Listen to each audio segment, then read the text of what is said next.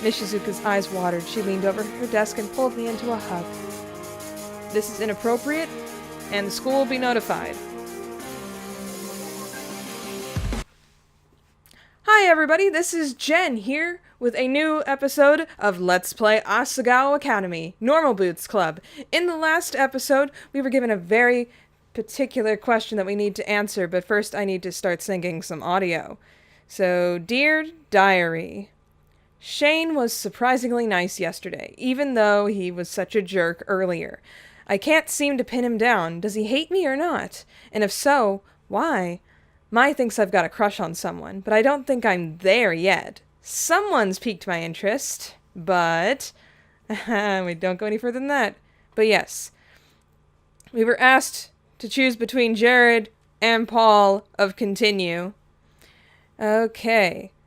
Now, if you choose student government, that's going to bring you in with the continued route. If you choose the fashion show, that's Jared. If you don't choose between them, you get neither of their routes. Now, for my first playthrough, I'm not going for the Jared route. Mainly because I was already spoiled on all of Jared's route, if you want to know what I'm talking about. Pro Jared's playthrough. Okay. Not endorsing anybody. Don't know what you're talking about. Okay, so I'm just going to go with student government, because I'm curious. And... student government. Oh, I know that's right. See, Jared, I told you, the students want representation, and I will give it to them. You made the right choice, Hana. You're gonna vote for me, right? Jared doesn't look pleased at all. He's so done.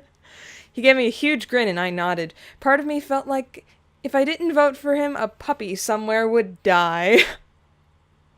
Wow, that's a line. Jared, on the other hand, looked irked. Guilt rammed my stomach. Hana, please come to the fashion show. I already gave you a ticket, right? Hopefully it'll change your mind. It was amazing they even cared what I thought. Hana's usually right about these things. You should listen to her. The inflection on that was horrible. Let's go back. Oops. Okay. I'm using the wheel on the mouse wheel, to, like, go back for dialogue. Let me try saying Mai's line again. Hana's usually right about these things. You should listen to her. Mai patted me on the back and I jumped. I forgot she was there. Jared looked at Mai, raising an eyebrow. Are you sure, Mai? Don't you have your own opinion? Why did he bother to ask? Well, if I'm being honest, I care more about the fashion show. I go to the elections because I have to, but I go to the show because I want to. Plus, it raises a lot of money for the school. Thank you. Doing you good, Mai. Fist bump. He gestured dramatically at Mai as if her opinion sealed the deal. That's because we made it a fundraiser. Awkward. Ah, the 5-minute bell. Class is about to start. Jared nodded to us and walked away. Paul opened his mouth as if to say something more, but evidently thought better of it. He headed after Jared with Nick and Josh, thanking them for their help. Being a year ahead of us, their class would be on the next floor. Okay, so Jared's older. He's like a 4th year. Alright, alright. Mai began to follow him, but I gently pulled her arm. Our classroom was the other way. Oh, Jared. Jared, if you need any help with the show, I'm here. Her yell echoed through the emptying hallway. Jared, without looking back, raised a hand in acknowledgement. Mai covered her mouth and emitted a skull-piercing squeal. Wincing, I dragged her into the classroom. After the drama that morning, I wasn't sure what to expect at lunch. I dawdled on my own, making up for an excuse about copying notes, hoping whatever tension remained would dissipate while I was gone. When I got to the cafeteria, it seemed my plan succeeded. Hana! Hana, we saved a spot for you! Get over here! Mai sat at the normal boots table, looking like she completely belonged. She waved for me to join her. I sat down next to her on the edge of the table. Josh was across from me. We made eye contact as I sat down, so I nodded slightly to him. He nodded back. I felt accepted. Hey, Hana. How was class? Hey. Good, thanks. PBG might have already told you, but we're working together on a project. It's going pretty well. I'm doing the Is that Gerard back there? In a shy moment of not wanting to look Nick in the eye, I glanced to the side and saw Gerard in the back of the cafeteria with someone I didn't know. Everyone turned to look. He's probably doing some trading. Satch waved a hand.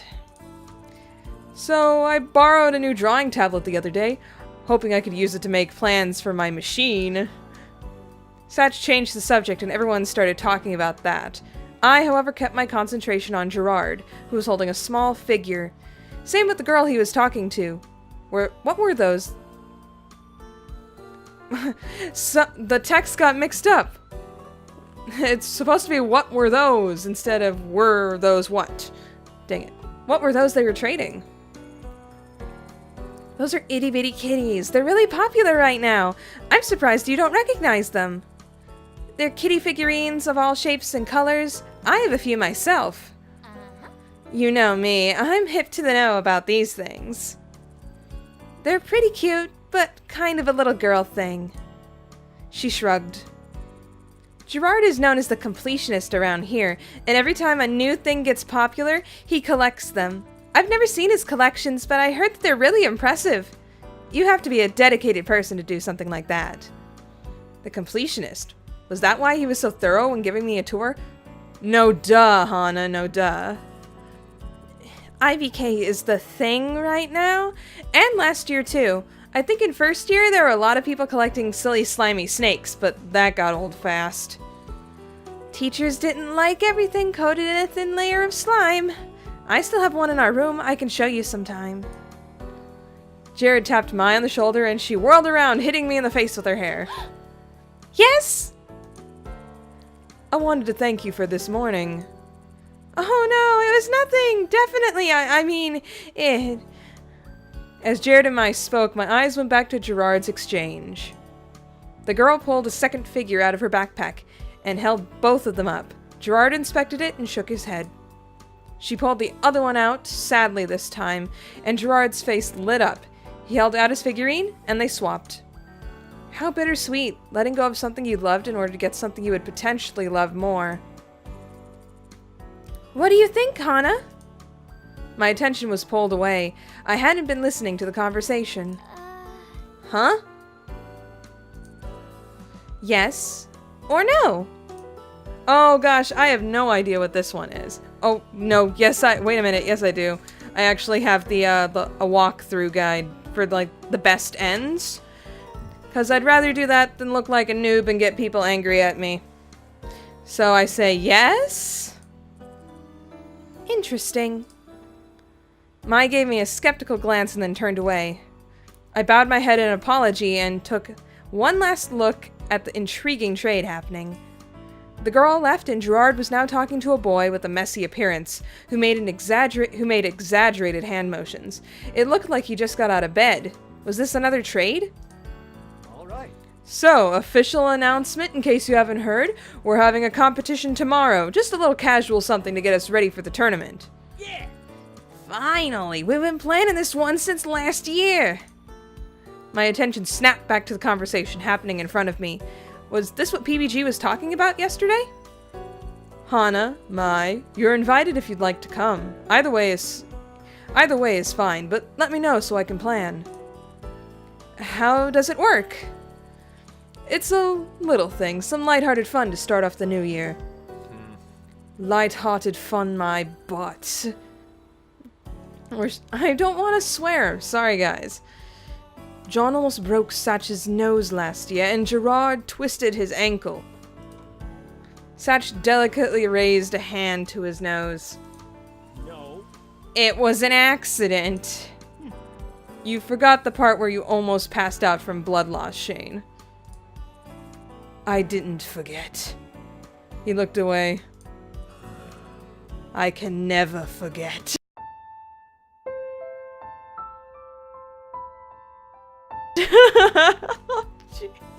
sorry. The dramaticness of that is just so much. I'm sorry. I don't know about this. I'm not very good at video games. Yeah. Sure you are. Jared will come. All right. Awesome. I'll plan for you to be there. Don't worry, Hana. It's actually fun. You probably won't get hurt. As much as I was afraid of possibly losing a thumb? Sorry, limb. I can read. I really wanted to go. I was glad Mai was there to force me into it. Without her, I would be a lonely transfer, probably eating grass by myself at this very moment. Yeah, sounds fun. Thanks for inviting us. Of course. It would be rude to have you sit with us at lunch and then ban you from our tournaments. Plus, it'll be nice to have some new competition. I look forward to winning. Jared, you jerk.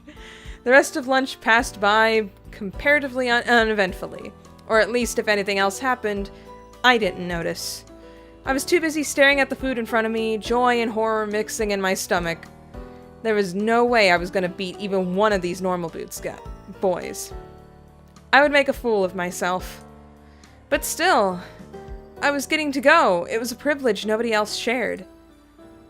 Paul looked at me with what seemed like concern, and I smiled at him. He grinned and returned to his food. The least I could do was give it a chance, right? After a long day, class was finally over, and I was ready to go home. Miss Shizuka still wasn't over her breakup, and Mai complained loudly that she needed a new man so that homework would stop being so killer.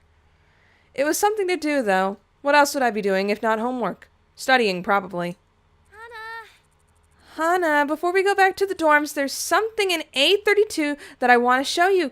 Come. A32? Wasn't that the Normal Boots Club room? We're not allowed in there. There's no meeting today, so no one's going to be there either. That's exactly why we need to go.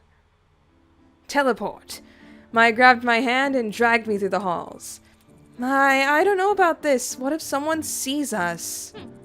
If you act natural, no one will care. There's too many people around. Nobody will be interested in what we're doing, except I'm the main character. Mai was full of confidence that I wish I shared.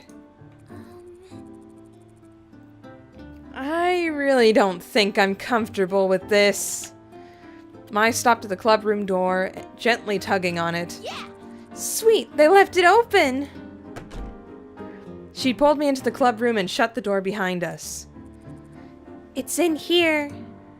Here was a storage closet at the very back of the room. A plain, white cabinet. She stopped short of the door, looking expectantly at me.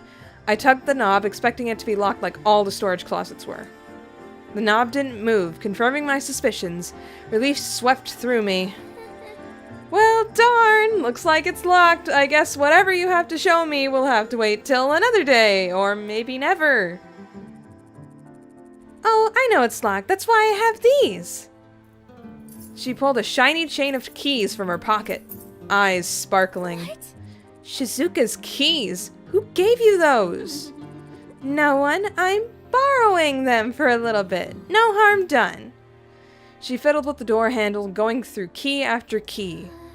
Mai, I'm seriously uncomfortable with this. Someone is bound to find out. They always do. I know the tropes. Finally, there was a small click, and the lock relented. Don't worry, Hana. I'll protect you. Mai opened the closet, and a light shone down directly onto its contents. Yay! There they are! There they are! To my utter bewilderment, there sat luminescent golden boots, resting on a velvet pillow encased in a glass box. What are these? They must have changed the dialogue. I could have sworn in the older version they said, "What are those?" But, what are these? I stepped closer to the case and was about to put my hand on the glass, but stopped inches before, wrought with guilt. We shouldn't be here. These, Hana, are the boots. The boots! It's the symbol of the Normal Boots Club. This is their club room after all. I'm telling you, these guys don't mess around. Is it made of gold? Real gold? It must have cost a fortune. I'd say they're solid gold, only worth 100,000 yen or so. But to really make sure... Mai's fingers wriggled in front of her face. Before I could stop her, she opened the glass case and lifted the boots from the velvet pillow they rested on. Mama Mai, please be careful. I grabbed the boots from underneath just in case she dropped them. Good thing too, because they were heavy. The gold was cool and hard to the touch. These boots were definitely not wearable, and anything but normal.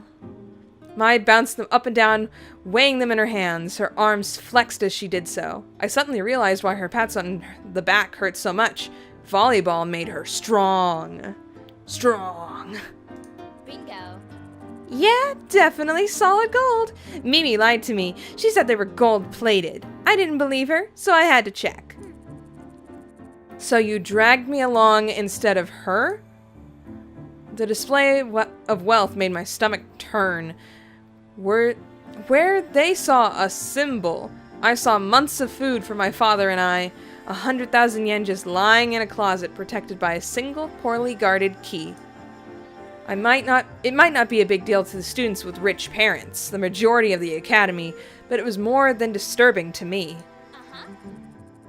Yes, you. I wanted you to experience this with me. Silhouetted by the warm glow of spotlights, Mai smiled at me. That smile almost made me feel okay being here without permission. Almost. Plus, when we get caught, we'll be okay. There's no way they can punish you. They really like you. What? What? The storeroom lights flickered on and we both turned abruptly, still holding the boots. Oh no, not Shane! Shane stood in the doorway. Maybe not that one. You? What are you doing here? That case is supposed to be locked. Well, it was locked. My... Oh, that was so cute, the side of the voice. We're really sorry, Shane. We heard the boots were kept here and we were curious. That's all. No harm done, right? Here, Mai. Let's give the boots back to him. Yeah, I was just showing her. We aren't suspicious. You guys hide it away. How's anyone supposed to see it? She handed the boots to Shane, who placed them carefully back into the case, adjusting the pillow to the center. No. No. We hide it from people who aren't in the club. Like you. The case clicked shut. Shane, I'm sorry. Don't come back here. Get out of my sight. That didn't really sound British, but that's okay. But I'm containing my anger now, but your continued presence is making that ever more difficult. I gulped. Mai and I dashed out the door. Hey, Shane gets angry like me. I get incredibly quiet when I get angry. This is Shane's route's going to be amazing when we get to it. Shane slammed the door behind us. Do you think he's going to tell the rest of them? I really hope not. I might have ruined my reputation with them. Sorry. I think you mean I might have ruined your reputation with them. She threw her head back and laughed, not quite grasping the consequences of her actions. She's so weird. You'll be fine. I'll even be fine. They're students just like us. It's not like we stole it. But Shane, he was really angry. That's just an act. Don't worry about it, Hana. I said I would protect you, right? Her words seemed genuine enough, but I had a hard time believing her. It was almost as if she planned for us to get caught. Okay. Good. Now let's head back to the dorms. That competition is tomorrow, and I do not plan on losing due to lack of sleep. The tournament, I completely forgot. Would they even let us participate considering what we just did? She's singing the theme again! Mai hummed happily as she skipped down the hall, somehow impervious to my anxieties. I swear she's aware of the fourth wall and everything in it. Heart heavy, I followed her. Only time would tell.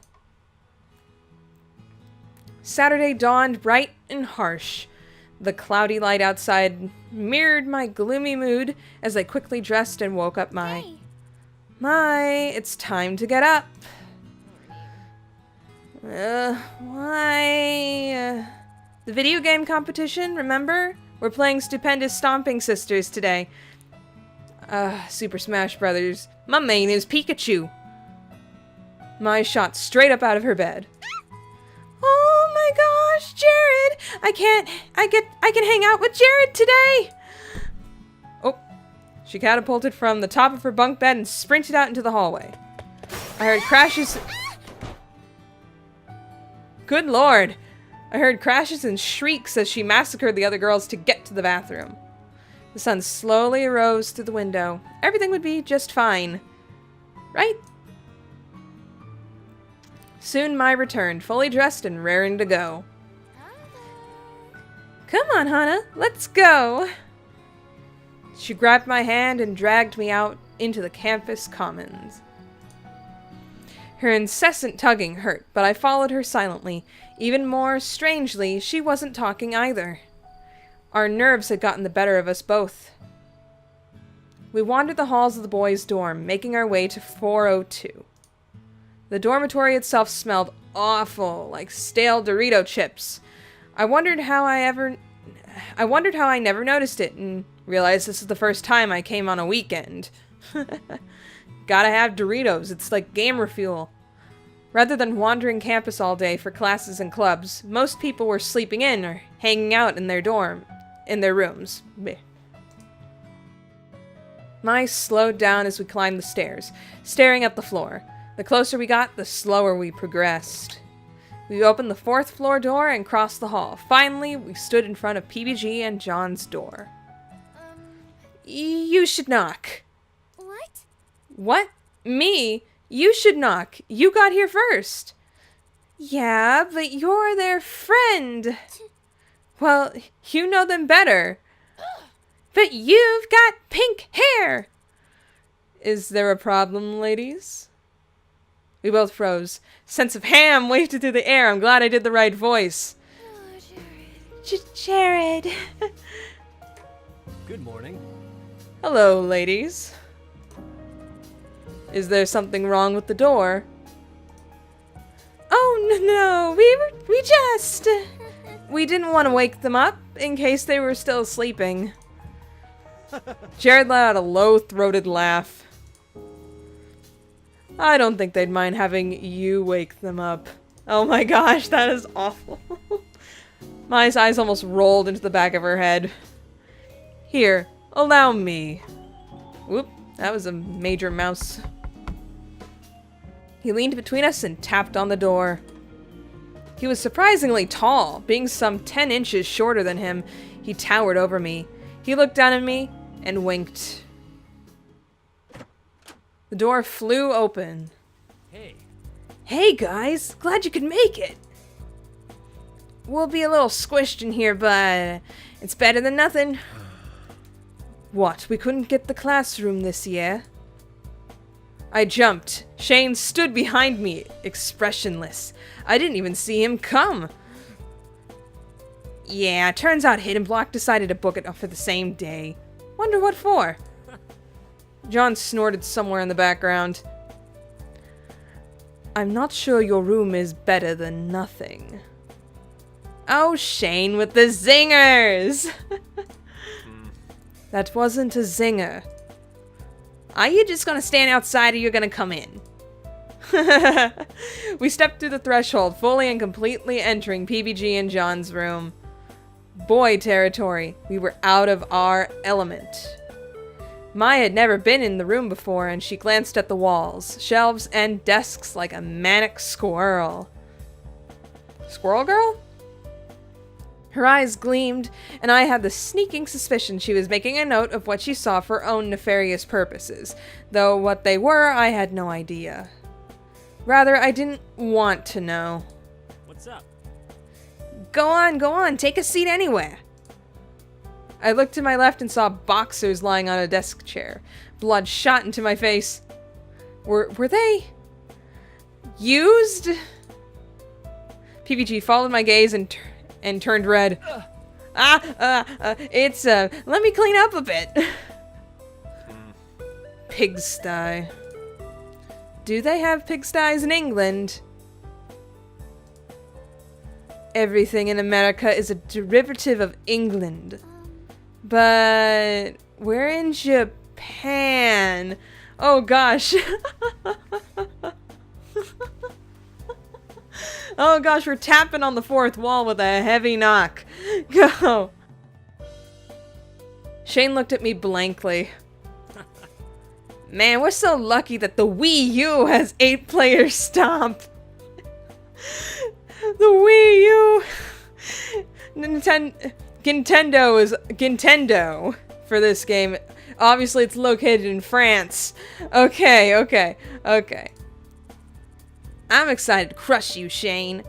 JonTron sucks. JonTron sucks. Oh my god. I don't think that's going to happen. Hey. Hello, guess who's here? Gerard entered without knocking, a bright smile on his face. Hold on. What? Aw, man, Shane got here before me. Did you fail to see me leave? Yeah, whatever. I was hoping you were in the bathroom or something. We brought extra controllers. Does nobody knock around here? No, why would we? To be polite? Girls and their ridiculous social constructs. What? An intricate knock clattered through the entryway, and I pointed towards the door in defiance. See? Someone knocks. Good morning. And of course, it's Satch, my boy. Okay. Had to do that. I'm getting that, like, pain in the back of my throat. Hello. I brought bagels. Figured we didn't want a repeat of last year. My stomach grumbled and she turned red. That's what I thought. That's my husband. What? You're perfect. You're the best partner anyone could ask for. You're truly the best of us. Can't you just ask for one normally? I've brought enough for everyone. Satch doesn't have a particular tone of voice anymore. Dang it. Jared leaned his head against Satch's shoulder and then turned to whisper in his ear. I knew I could trust you. Okay, well then, everybody pick a place to sit. We'll hand out bagels and then we'll get started. Oop. I scuttled to the side of the room against PBG's bed and next to my. We'd been sitting with them at lunch, but it wasn't until just now that I realized how crazy having all the Normal Boots guys in one room could be. 9 adolescent men in one room. Not to mention all friends, all part of the same club. Their personalities mingled in different ways, and I almost couldn't focus over the myriad inside jokes, shouting voices, and flailing limbs. That is, until the character selection screen came on. In a blink of an eye, the controllers were gone. PBG glanced over at me and, noticing I didn't have one, offered me his. No, really, I'm not good at these kinds of games. There's no way you're worse than me. Or Jimmy, for that matter. Seeing as he didn't want to take no for an answer, I grabbed the controller and selected my character. Turby. He was cute and bouncy, even though he didn't seem super powerful. He looked like an easy enough character for a beginner to grasp, although there was something in the eyes and beak that seemed a little... Yeah. So I guess Turby in this game is a type of bird? Okay, he's a bird, not a little round pink alien. Unless he's an alien bird. 2 seconds. Okay. Is everybody ready? I swallowed hard, the controller already slippery from my sweat. I never played Stomp before, though I watched others do so. I looked at the buttons on the controller, trying to guess what button did what. One of the top buttons probably jumped. Obviously, the analog stick moved the character. They selected a stage, something with a cute little houses and smallish animals bopping around in the background. Oh, Animal Crossing. Or would it be a mammal crosswalk? Probably mammal crosswalk. And the countdown began. There were buttons on the back that clicked when you hit them, but I didn't know what they did. Neither do I. I'm not very good at those. 3. Oh, there was a weird blue button on the top right, but not one on the left. Ah, the Z. 2. And another analog stick? What was that for? The camera? How could we all control the camera at once? 1. Oh no. Go! Die, Shane! Die! What the hell? Attack everyone, just not me. Not just me. But you're my mortal enemy. Josh, what was that for? I wasn't even fighting you. You are wide open and death waits for no one. You're next. The battle began, and in a display of slight mercy, the boys left me alone to wander the battlefield and get a sense of my character. Oh, that does jump! I hit the jump button again, and again, and again, watching my character float higher and higher towards the sky. I can fly! My joy was cut short when a Noki ball emerged from nowhere and pegged my pink blob in the eye. I fell off the screen, and despite trying to jump back up, it wouldn't let me. Why? Look at you. Chirby can kind of hover for a while, but eventually he gets too full of air and has to land. Otherwise, he'd be OP. Oh. When in doubt, down B. Down B? In the commotion of the match, curses and death threats mixed with the clack of controllers, nobody was listening to what Nick was saying. The key to getting someone to hear you in this commotion, it seemed, was shouting their name at the beginning of your sentence. Gerard Satch. I frowned as my little pink blob fell back onto the map. Following Nick's advice, I hit down B. A cloud appeared around my pink guy and he became a rock. What? What? I don't understand. What would a rock do? I repeated the move multiple times, always turning into a rock of some sort on the ground, never hurting anybody near me. Suddenly an explosion rocked the ground and Turby flew into the air just as I hit down B. No! No! To my surprise, he formed into a rock and fell directly onto John's head. His Nario was sent flying off the screen and died.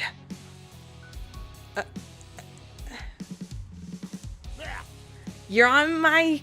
Oh, dang it. I'm just gonna say, you're next! Sorry, man. I'm very sorry. It didn't take long after that for me to die 5 pitiful, painful deaths.